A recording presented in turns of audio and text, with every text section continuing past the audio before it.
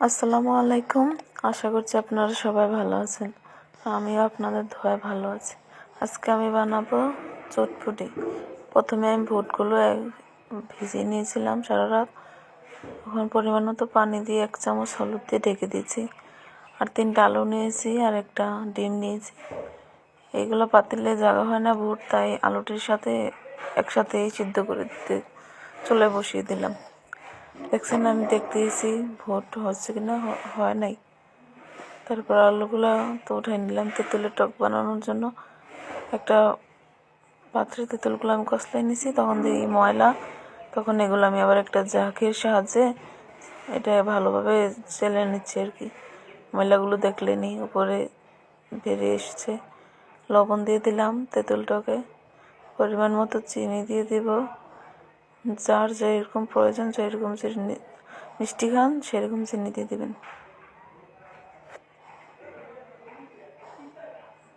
ভালোভাবে মিক্স করে তারপর মরিচ দিয়ে দিলাম হালকা 2-3টা।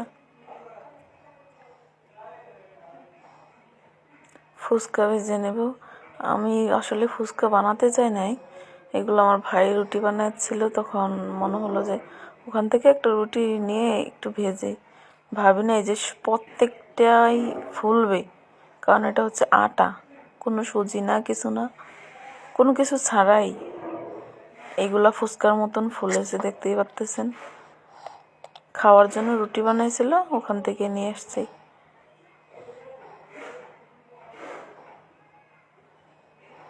এক এক করে এমন একটাও পাত নাই যে ফুলে না, সবগুলাই ফুলে। গরম তেলে ছেড়েছি। সত্যি কথা বলতে হচ্ছে গরম তেলে ছাড়লেই সব কিছুই ফুলতে বাধ্য। এখন উঠাই নিতেছি।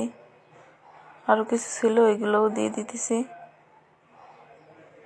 আপনারা ভাইঙ্গে দেখাইলে বুঝবেন কতটা মুসমুসা হয়েছে। এই যে একদম গুঁড়া গুঁড়া হয়ে গেছে, অনেকগুলো পড়ে গেছে। সেখানে তেঁতুলের টক, আলু, ডিম, চটপটির মশলা, ধনেপাতা কুচি, পেঁয়াজ কুচি। এখন বুটগুলো উঠাই নিচ্ছি। মরিচ আমি আগেই লবণ দিয়ে দিয়েছিলাম চটপটিতে, তাই আমি আর এক্সট্রা কোনো লবণ দেবো না, যেহেতু লবণ হয়েছে পরিমাণ মতন। আপনারা অল্প দিলে এক্সট্রা আবার চটপটি বানানোর সময় দিতে পারেন। আর আমি তো বেশি করে দিয়ে দিয়েছি, তাই আর দেওয়া লাগে না। চটপটির মশলা দিয়ে দিলাম, অর্ধেকটা দিয়েছি আর অর্ধেকটা রয়েছে প্যাকেটে। ভালোভাবে লাড়াচাড়া দিয়ে এর মধ্যে দিয়ে দেবো মরিচ কুচি, যে যেরকম ঝাল খান সেই অনুযায়ী। আমি শুকনো মরিচ দিই নাই, চটপটির মশলা এমনিতেই ঝাল। তারপর পরিবেশনের জন্য একটা প্লেটে নিয়ে নিলাম অল্প একটু আলু, এটা দিয়ে গ্রেট করে দিয়ে দিলাম। তারপর দিয়ে দিতেছি পেঁয়াজ, একটু তেঁতুলের টক হালকা,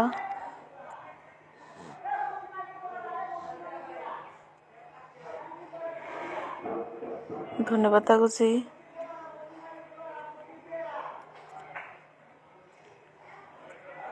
ডিম দিয়ে দিলাম গ্রেট করে উপর দিয়ে সুন্দরের জন্য। আর ফুচকা দিয়ে দিব কয়েকটা ভেঙে জোরে। এই তো রেডি পরিবেশন করার জন্য।